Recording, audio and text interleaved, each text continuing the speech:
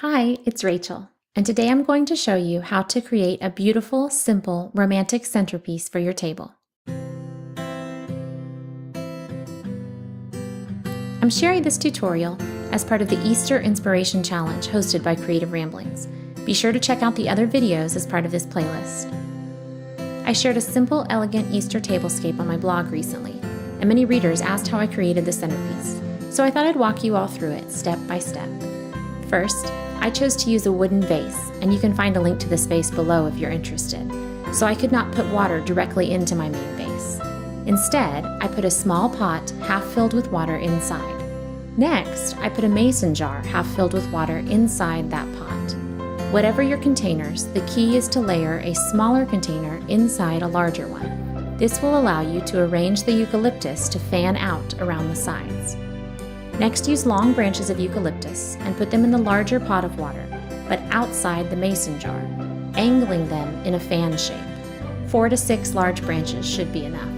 Reserve your shorter eucalyptus branches for later. Next, you'll add the roses. I have already cut these to about twice the height of the interior of the pot and removed the leaves from the lower portion of the stems. You can place the first few crossing the mason jar. By that, I mean put the base of the stem on one side of the jar and lean the flower across the jar to hang out the opposite side of the vase. By doing this with your first few, you not only create that romantic falling look, you also create a web with the stems that allows the later roses to stand more upright.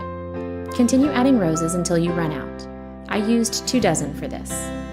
Finally, add the smaller branches of eucalyptus amidst the roses.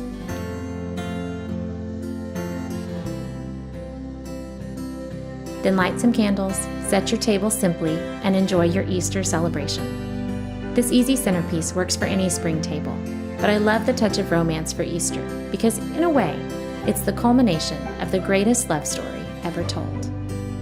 If you enjoyed that, I would love for you to subscribe and visit my blog, maisondepax.com, for more creative ideas. And have a happy Easter!